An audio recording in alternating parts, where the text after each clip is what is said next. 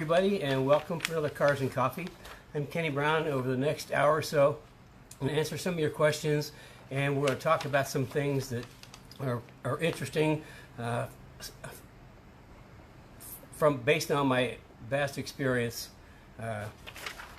in motorsports. It's Saturday morning.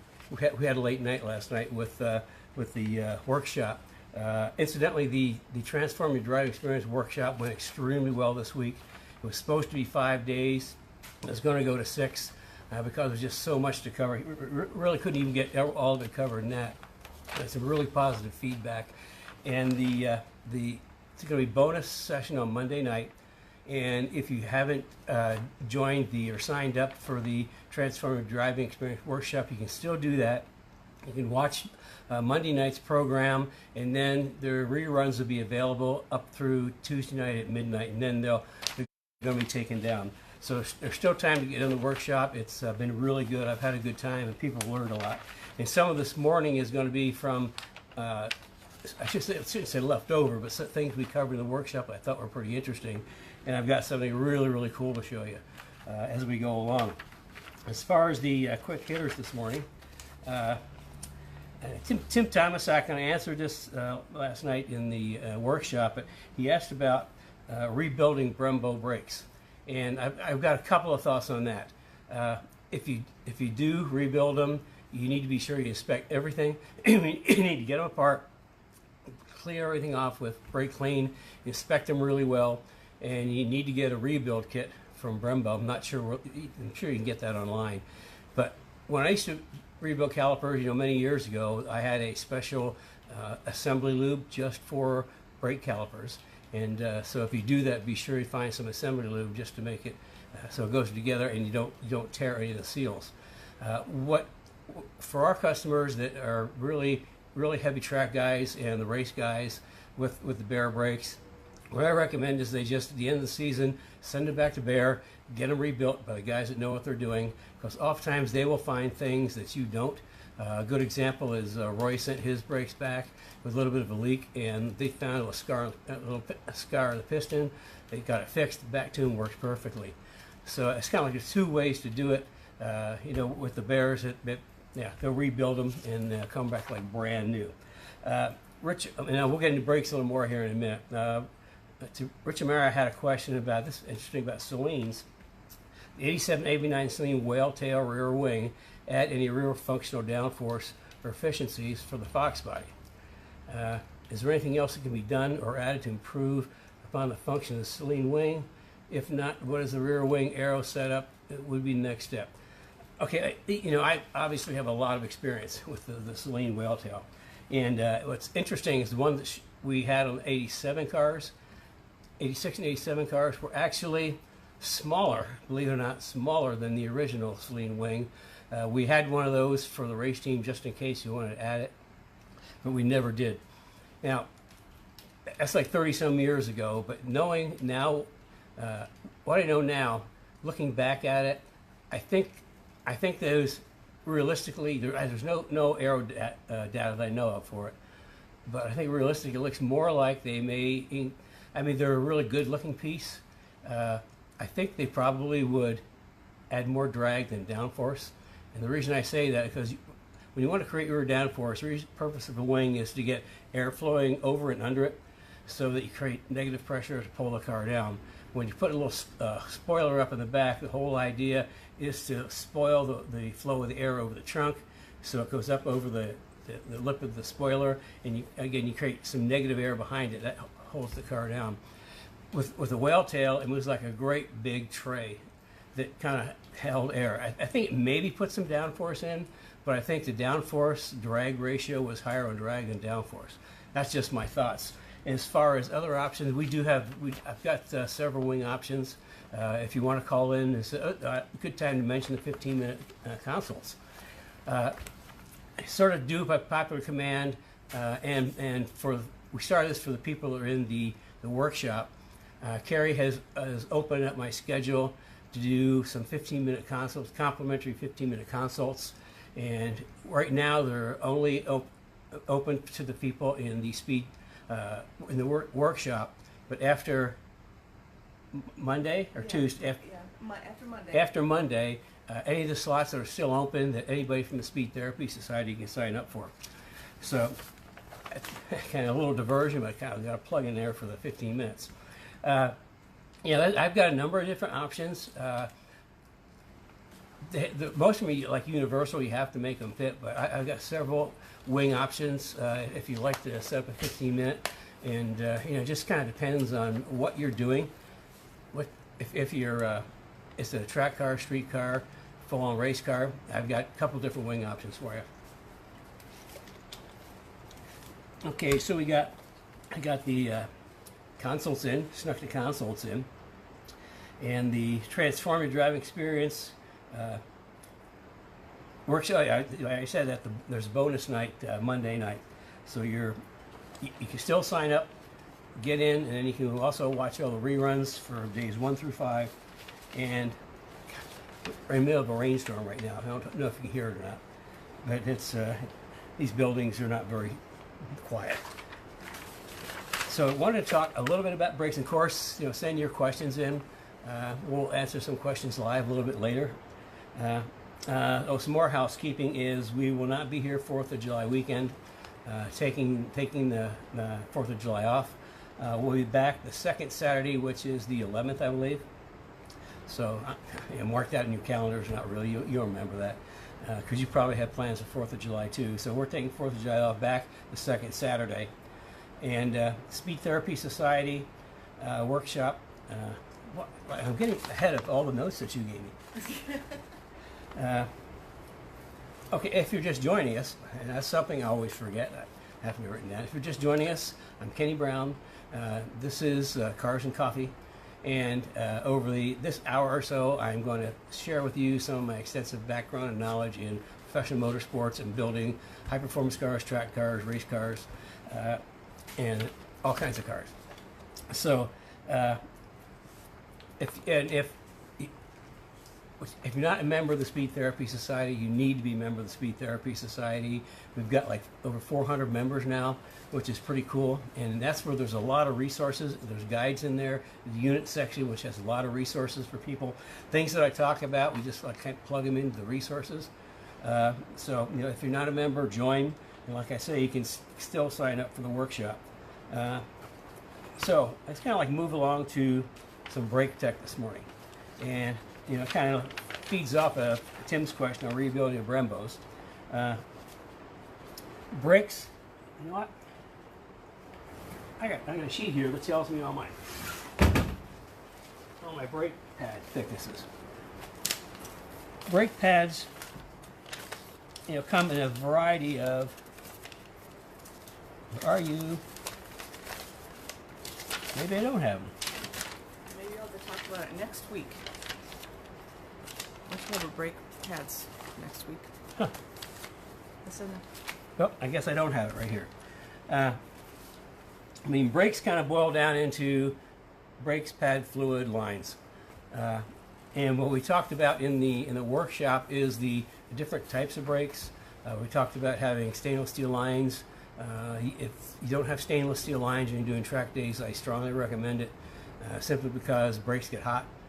Brake fluid gets hot, and if you still have rubber OE lines, they'll get hot and soft, and they could give you a spongy pedal because they'll expand when they're hot. The stainless steel brake lines are just solid. They'll give you a super hard pedal all the time. So the other thing we talked about is bleeding the brakes, and I'm just super strong proponent on bleeding brakes. I've got my little demo thing over here. This is our Street Performance package. This is a really nice brake. It's pretty cost effective. It's a 6-piston. It comes with a 2-piece slotted rotor, so at 1.15, something like that. And the brake pads are a common OE pad, so they're not stupid expensive. And for street performance, for occasional track, this is a great brake package because I've got maybe 20 different brake compounds that you can choose from. Actually, if you don't know what brake can, you can call, figure out what you're doing, and come up with a brake compound. Because you always have to match the brake compound with the heat temperature range the brakes are working in. There's three things about brake pads. There's friction, wear, and heat. And compounding brake pads, especially for track or race, are compounded a specific heat range. If you get beyond that heat range, the wear goes super fast and the friction goes down and they just go away really quickly, which is why street pads just don't work on the track. I've seen so many times people have shown up, you're just all excited to do the first track day and they haven't changed their brake pads, and they might get through one session and not driving too hard, but as soon as they start to use their brakes, they're gone. They're not going to last. And that's because their heat threshold on a stock brake is very low on high, because they're designed to work at very low temperatures, like even below zero. So when you start putting super hard braking into them, the heat goes up and the wear goes up and the friction goes down. Now on my car, on my 2012 track car, my front brakes are typically running 1200 degrees. And so I have a brake pad that is 1200 degrees, is like in between, in the middle of the designed operating range.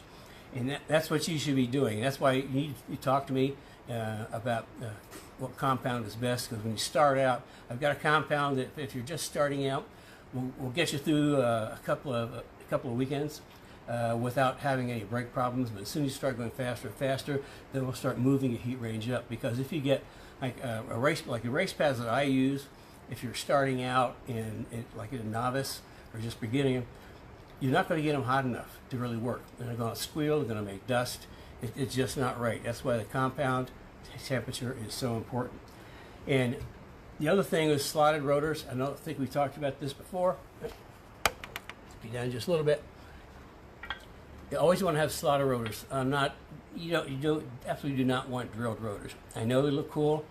Everybody thinks they're the way to go, but drilled rotors, you start using them on track, they get hot and they will crack at the drills every time. Just absolutely guaranteed. Slotted rotors do two good things. One, they help clear brake dust, and secondly, they relieve the gas pressure that builds up at the back of the brake pads. Now in the Saleen days, we had just flat rotors and really crummy front brakes, and so the brake pads would always do a brake change, always had like almost half of the brake pads still left at the back and the front would be gone. And that's because the gases build up pressure at the back of the pad and won't let it sit down on the rotor. So slots let you do that. Also, the two-piece slotted rotors they're a little bit lighter than your factory rotor. They cool a lot better. And because the centerpiece is aluminum, it just keeps heat from migrating from the rotor into your wheel bearing and into your wheel. So even if you don't do anything other, if you're doing a lot of track days, absolutely I recommend the stainless steel brake lines and two-piece slotted rotors. And we have two-piece slotted rotors for just about all the different applications. And then also high temperature fluid. The brakes get hot, brake fluid gets hot, and just plain old factory brake fluid, my tongue goes again. Factory brake fluid will not last won't even last a day if you're driving hard. I mean, the temperatures, it just overwhelms it because, again, they're not designed for that high temperature that you would see at the track. And so this is our street performance product. It's not, like I say, great. It looks good. It's a great brake, and it's totally adequate for track days. We had one customer that ran an entire season of HPAD with a set of these brakes, but with good pads. And the next season, he ran a season and racing in American Iron with the same brakes, but with a good racing pads. And they lasted. It wasn't most optimum. See, he ended up switching over to real race brakes, which I'm going to show you in a minute. But if you're doing like more than a couple track days a year, the next step up from this is the Extreme Plus, which is a little bit bigger 6-piston caliper, and it has a lot thicker brake pad. Brake pad thickness is kind of something people don't look at, but most of your OE brake pads are in the 0.55 inch range. Some are a little less, some are a little bit more, but that's all the wider they are, and that's you really want a wider brake pad, because that brake pad, wider it is, more heat it'll take. Now the Extreme, the step up from this, has a brake pad that's .71, so it's almost 200 thousandths of an inch thicker, which is good, and it's a big six piston brake pad. So that's kind of like the progression up before you get to racing brakes. And before you get to racing brakes, something you really always want to do is bleed your brakes. Now we had for the workshop, I found an old bleeder bottle that I had laying around, and I showed it, but I didn't really like it, so I called one of our suppliers, and we've got these really nice bleeder bottles, and essentially you just put the little tube on the bleeder, and they're clear because you want to watch the fluid come out. Well, what's nice about this, it's magnet, so it sticks right on the rotor, so you don't have to hold it. You don't have to sit it on the ground where you knock it over. It just sticks right to the rotor, and you can bleed your brakes. And as far as brake fluid, high temperature brake fluid, we used to use like Motul all the time for years and years and years. And Motul's, it's a top-notch brake fluid. I mean, I still use it, but it has a dry boiling point of about 580 degrees maybe. And recently, well, not super recently, but recently, Behr has come to market with a really, really nice brake fluid that we switched over to, has a dry boiling point of 608. So right now, of all the brake fluids we've used, that has by far the highest dry boiling point, and so that's what we kind of switched over to, and that's what you really need, is something with a high boiling point. And the other thing that you have to do, if you're doing more than 1 or 2 track days a year, you need to start thinking about cooling your brakes. Because you start going fast, those brakes are going to get hot. And my brakes run 1,200 degrees with brake ducts. Without brake ducts, they'd be probably 1,800 degrees, and they'll just, that's not good. We do have pads that go to 2,000, but you really don't want to push it up that high. And this is, we were out of brake ducts for S197s for a while because our supplier was in Chicago, and Illinois was pretty much shut down, and some parts still are. But we do have them back in stock now. This is for the S197, and I'll spin this around a little bit and kind of tip you down. The thing about my brake ducts, as you can see, it's oval. It's a 3-inch brake duct. It starts with 3-inch hose. We oval it down, and the reason for that is so that it's mounted. I don't know if you can see that or not, but all of this hole is inside the eye of the rotor. Okay. So all the air is going into the rotor because rotors cool from the inside out. So you want to get as much cool air to the inside as you can. Now there's some like 4-inch brake ducts out there, and we had them in the not World Challenge, the Mustang Challenge. They had the Ford Racing 4-inch brake ducts. But if you can see, if this is 3, and it's all the way in the hole, then a 4-inch is not going to make it all the way in the hole. And if they're round, it's going to be hitting like part of the surface of the brakes. And by doing that, a couple things that aren't optimal happen is, first of all, when air is coming in, it'll crash on the surface, and it kind of goes over to kind of tumble and create some turbulence. But the other thing is it's cooling the inside of the rotor more than the outside of the rotor. And when we did some back-to-back brake testing, my 3-inch brake duct had the same around the same brake temperatures as the 4-inch. The only difference is with my 3-inch, the rotor temperature was the same inside and out, where with the 4-inch, the rotor temperature was hotter on the outside than the inside, which explained why we were getting uneven wear between the inner and outer brake pads. I understand, well, how do you know what the brake temperature was? Well, that's very simple. See this red? That isn't like red paint somebody spilled. That's actually rotor temperature paint. And it starts out red, but as the heat goes up, it'll start changing colors. And it comes with a nice little chart that tells you the different heat ranges of how hot the brakes get. And that's how I know what the brakes run at. Now we've got one of our customers with a GT500, a whole bunch of horsepower, is running like 14 to 1600 degree brake temperatures, because that's a lot of energy. They're going in the brakes. A car is nothing more, down the straightaway, nothing more than a big mass of kinetic energy. And the only way to slow the car down is turn that kinetic energy into heat energy, and that's what the brakes do. They make heat.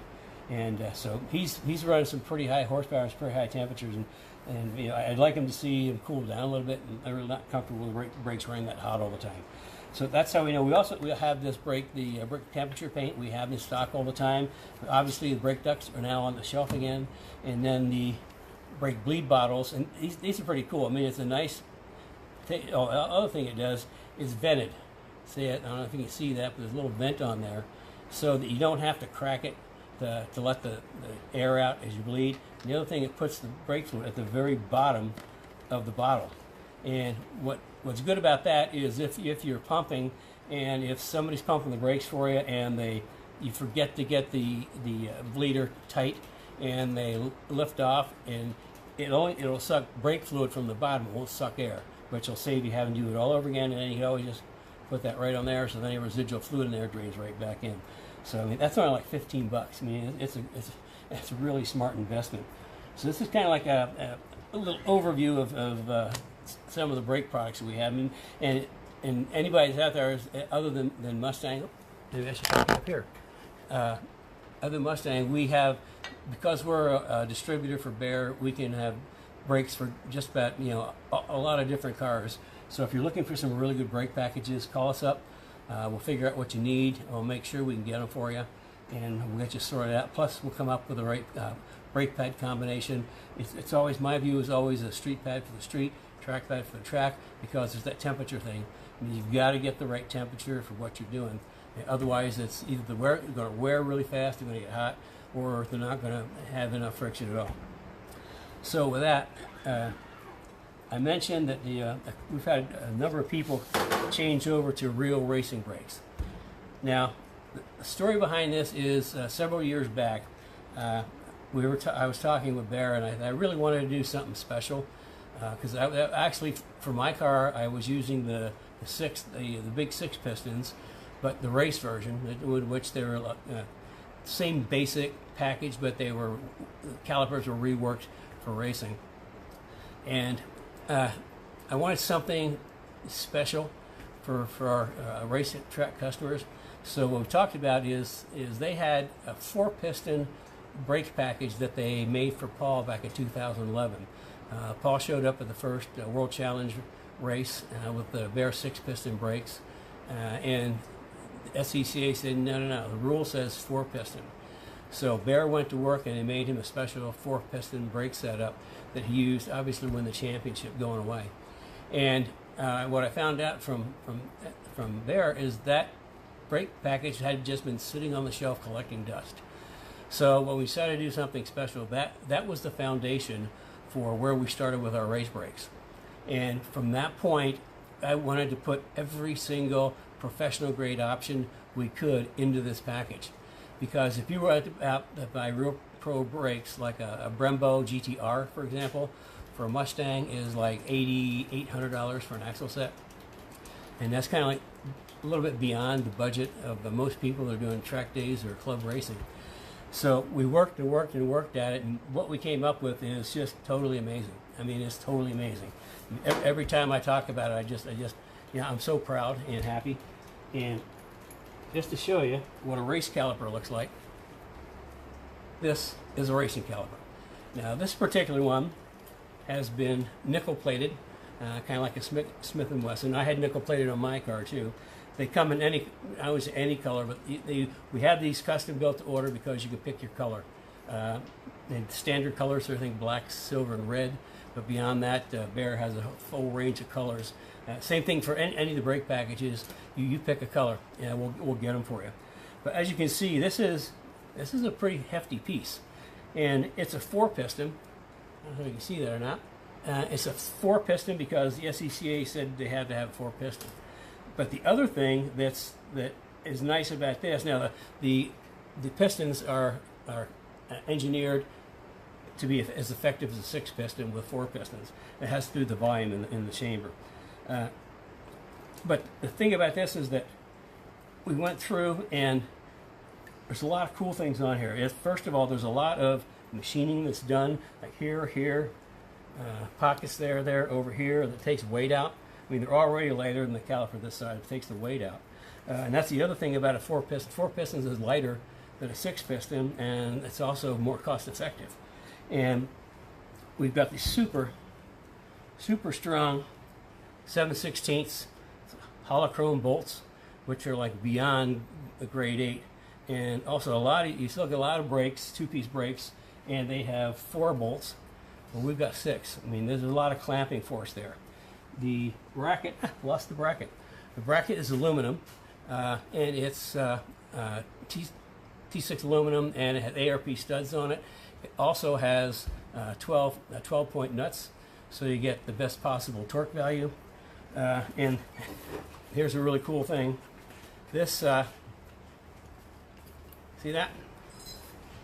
That's how you put the brakes in. You just drop them in right from the top. So you talked about a quick brake change. Pop that open, pull them out, put the next ones in, pop it down. Here's the that's the bracket, and this is a radial mount. All these brakes are radial mount. What that means is all your normal brakes like bolt on to the spindle, they're a tab mount. Well, the bracket bolts to the spindle, but the brakes themselves are actually a radial mount, because that's a much better way to mount brakes. And something I tell people is when you do put brakes like these on, something that I do is I've got something I've had for years. In fact, the tubes look like it. It's called Coppa Slip. It's kind of like the really super high grade anti-seize, except it's made out of copper. And it'll take really high temperatures. So I just put a super thin film on the studs and a little bit on the threads, and so when it comes time to take it off, it just pops right off. So I mean that's all that's pretty cool all on its own. And then the rotor, I took you down again. This is an R-spec rotor, and you can see the vents. It's like way more vents than a normal brake rotor has. And this is 1.25 inches wide. This other one was like 1.15, something like that. And even though this is a lot wider than the other one, like standard brake, and it's got more fins, it's actually like 3 or 4 pounds lighter. So even though it's got a lot of cooling and mass, it still is lighter because it's an R spec. And then it's mounted with these little, it's a bobbin. It's not like a regular stud, so it isn't 100% tight. So there's a little bit of float to it for expansion and contraction. So I mean, this is, I mean, like I say, we went all out, did everything we could to get a maximum out of a race brake for the club guys. I said that the Brembo GTRs are about like $8,800. These are like $39.95. So just think about that. The features of an almost $9,000 brake package for like $4,000. And I mean, it works really well. Now here's the other thing that's going to kind of blow your mind. This is the brake pad. I don't know if you can see that or not, but that is a 25 millimeter brake pad. That's 0.98 inches thick. That's like an inch thick brake pad. I said all like the typical OE pads are around 0.55. Our Extreme 6-piston is 0.710. This is 0.98. Plus, it's the same backing plate as the 6-piston caliper. It's the exact same backing plate. So you got the same backing plate as the 6-piston with the super thick 1-inch pad, which you can just imagine how much longer that'll last, and also how much better it's going to handle the heat. So that's kind of like my super trick cool race brake package that we developed with Bear. And we have a number of people running them, and everybody says, man, what brakes. They love them. We have them for the S197 and the SN95, both front and rear. Now the rears have like the standard pad on the 6-piston, which is 0.710 as far as thickness, because that doesn't do as much work back there. But yeah, inch thick brake pad. How cool is that? So we kind of talked about a little bit. This is kind of like the real general overview of our brake program that we talked about in the workshop. And what we wanted to do is, because I've done the workshop all week and I'm a little on the tired side, we thought we'd kind of abbreviate this a little bit. So I think kind of switch over to your questions. Switch over to your questions. Is that my cue? That's your cue. Okay. My cue to drink some coffee. Well, I'll give you a second to drink coffee. Okay, we have Paul Miller. He says, good morning. For street use, where does the added on-sprung weight benefit and better braking performance begin? Are larger brakes better overall despite the added weight? That's a good question. I think it depends on the brakes itself. I mean, better brakes are always better brakes.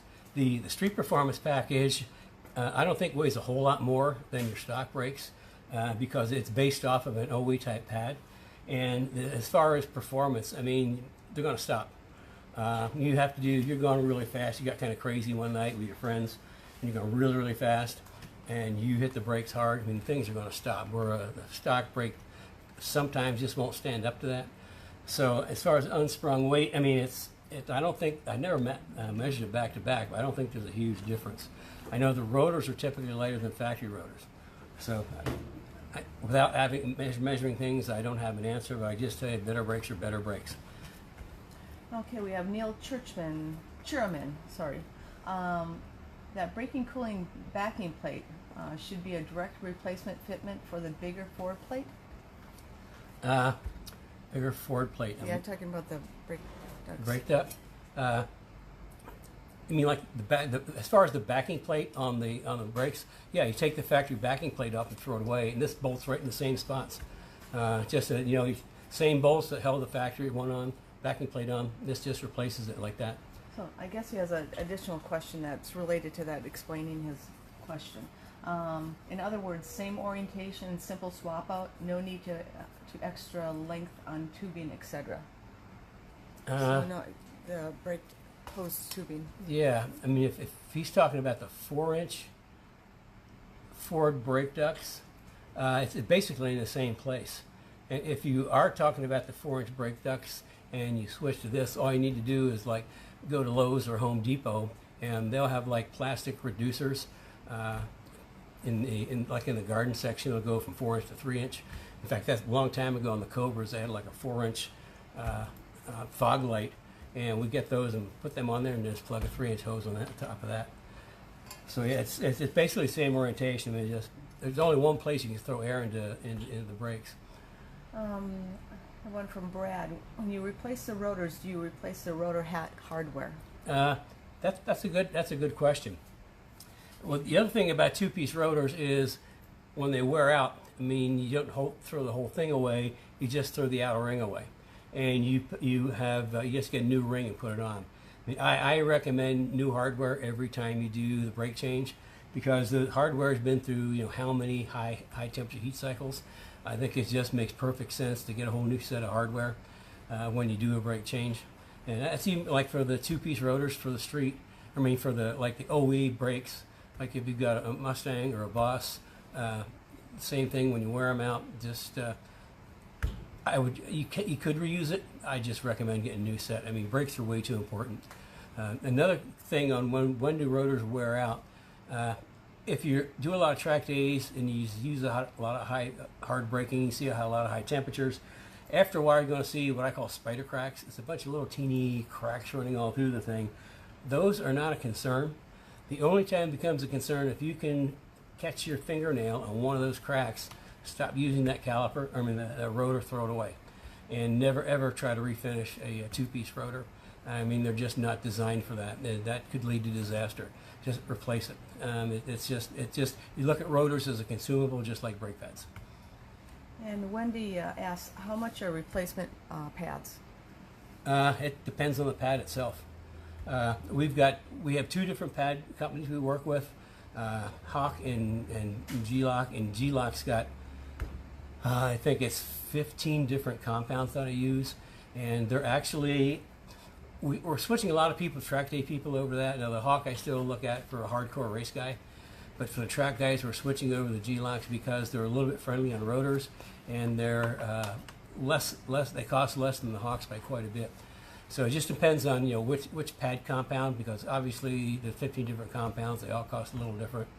And if anybody that's watched me before knows that you can ask me anything but part numbers and price. But yeah, they are the ones we use are more cost effective, easier on rotors, and they work real well. Okay, Brian West, this is regarding the Kenny Brown Pro 4Rs. Okay. Are the pistons different bores? Yep. You always have to have an offset bore. don't know if you can see that. And the reason for that, remember I said that the slots help release that gas out of the back? Well, the same thing with different piston size. They put different amount of pressures on different parts of the pad so you get even pad wear. And they're engineered specifically to, like for any of our brakes for the Mustang, the piston size is engineered specifically to be totally transparent the existing brake system. They have the same basic volume as the stock calipers, so I mean your ABS, your whole brake system doesn't even know the difference. So yeah, they are different size. Plus they're castellated. I didn't tell you that. I don't know if you can see that now. They're called castellated, and they're heavy-duty stainless steel too. And by castellated is just like whole little notches around it. It's like the turret of a castle. And the purpose of that is so there's actually airspace where the piston hits the brake pad. There's little bits of airspace all around, again, to help from transporting too much heat from the pads into the calipers. And just to correct, Wendy wanted to know how much the 1-inch brake pads were. And I don't have a clue, and I know you don't, but I think it's... Remember what I said? It's under Anything with part 400. numbers and price, we can certainly find that out. But they're, believe it or not, even though they're not like twice as expensive as a regular brake pad, they're only a little bit more. I think they're like 3 something. So I mean, it's like, I mean, it's even though there's like almost twice as much more material, they don't cost twice as much. They cost maybe Third more. yeah 60% more. Just I mean, they're not. It's not double the price. It's overall it makes it a pretty good value because you replace this half as many times. It doesn't cost as much as two sets of brake pads. Okay, and listen to you cough. Yeah, asthma. Okay, so I'm asking the last question. If you have any other questions, submit them now. Otherwise, this will be the last question. Okay, Robert Johns. So Kenny Brown brake set, in other words, the Pro 4Rs, are custom made, and if he wants a different color, what's the lead time? Can you get a different color? I think he's asking. Yeah, and yeah, and any of the Bear colors we can get, and they're built to order. So it depends on just how busy they are at the time the order goes in. Just like everybody else, they're kind of running behind now. I would at least 4 weeks, and when we put the order in, we would probably get a better read on that.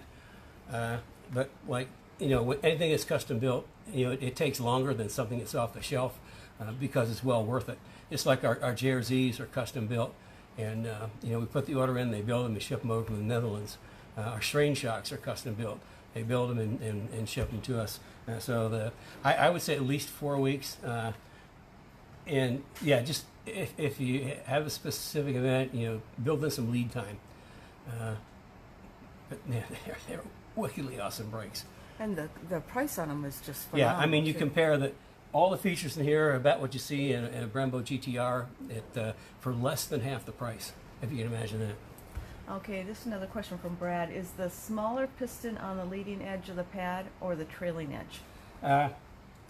Yeah, it should be on the trailing edge, I believe.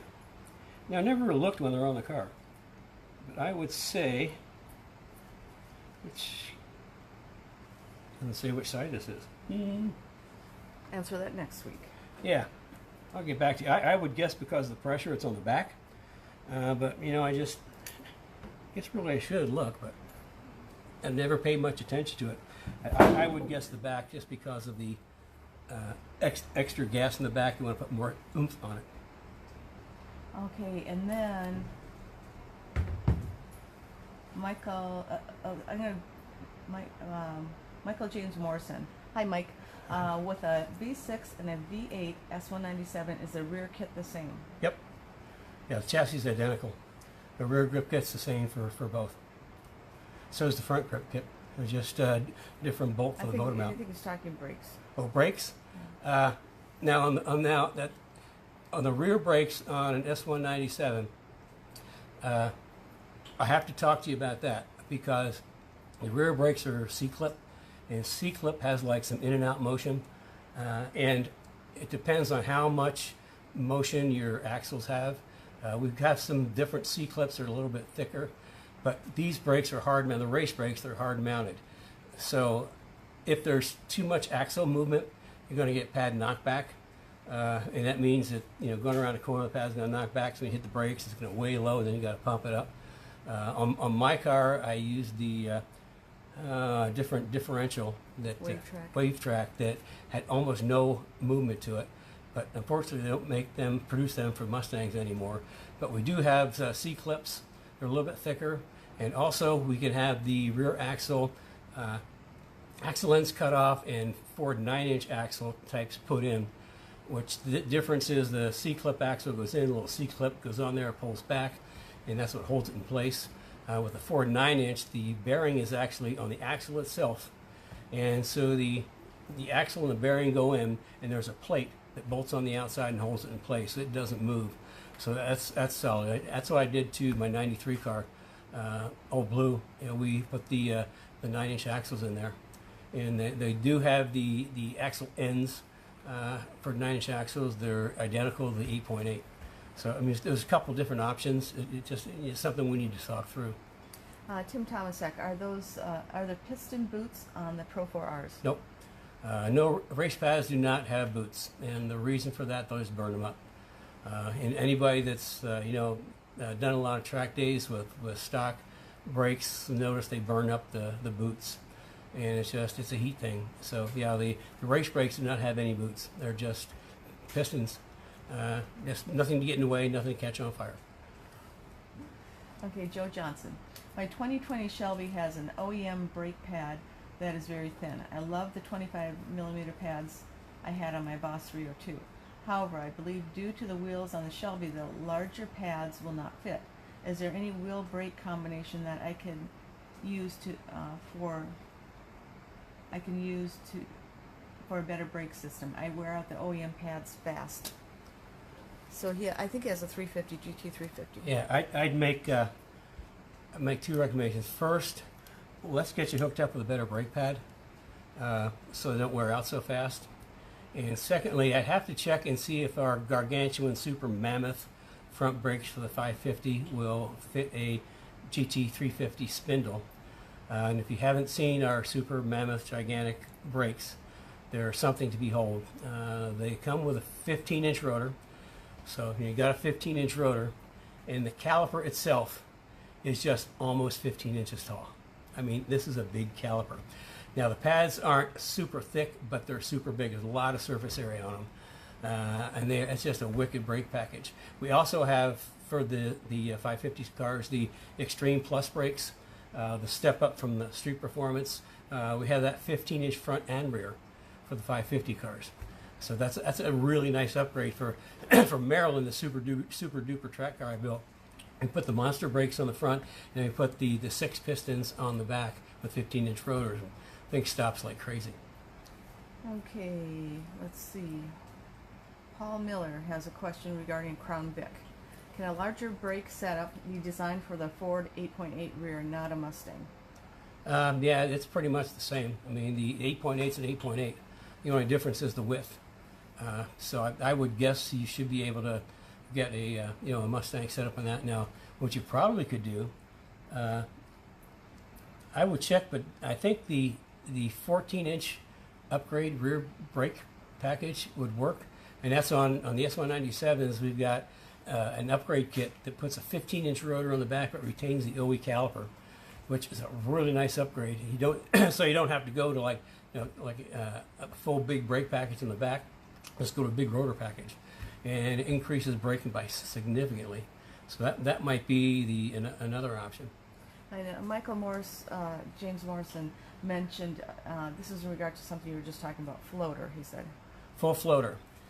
Yeah, full floater. Now, what a floater is they cut the ends of the axle off, and the bearing, the wheel bearing itself is welded onto the axle. So instead of having a normal axle with a flange and the studs on the outside, it's a double splined axle that slides in. That's probably the absolute best, but it's not inexpensive, and you have to have somebody doing it that really knows what they're doing.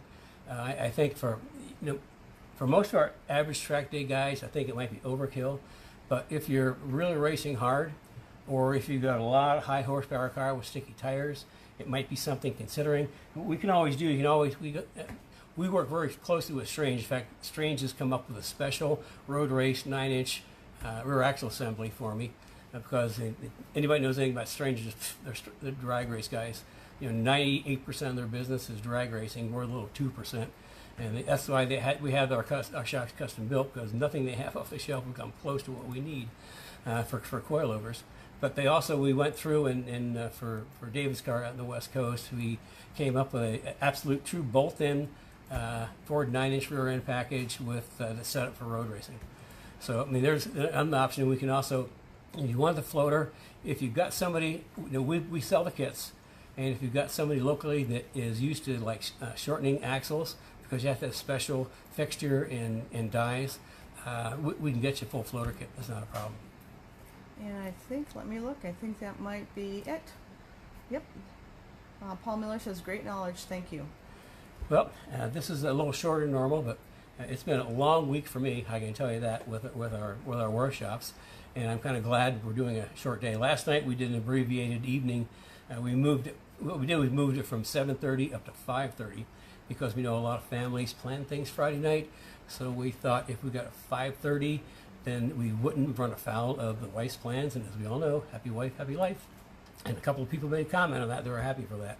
And we actually abbreviated it too, so we moved it up and abbreviated it just so we wouldn't run afoul of the wife, because you always want to keep relations really strong so you can buy more parts, car parts.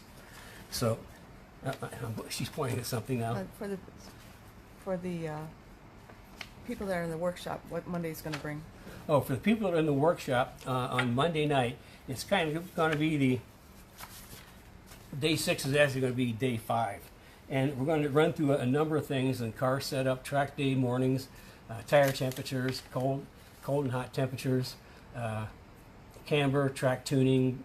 We talked about brake bleeding, and some driving tips on how to drive one of my cars, because I engineer it specifically for a specific type of driving, which mitigates the weakness of the Mustang and leverages the strengths. So that's going to be a Monday night for workshop people. And like I said, you can still sign up for the workshop, see what's on tap for Monday night, and then watch any of the reruns you want up through midnight on Tuesday. So it's raining like crazy here. I hope it's shiny where you are. So until not next week, 2 weeks. Yeah. We'll see you in 2 weeks, second Saturday in July. And I certainly wish you all happy 4th of July. I think we're getting to the point where everybody wants to get out and do stuff. I know I do, but I'm still kind of staying cooped up for a little while longer. But yeah, get out and enjoy yourself. Enjoy your car. Roll the windows down, turn the radio off, and listen to the exhaust. That's kind of like therapy.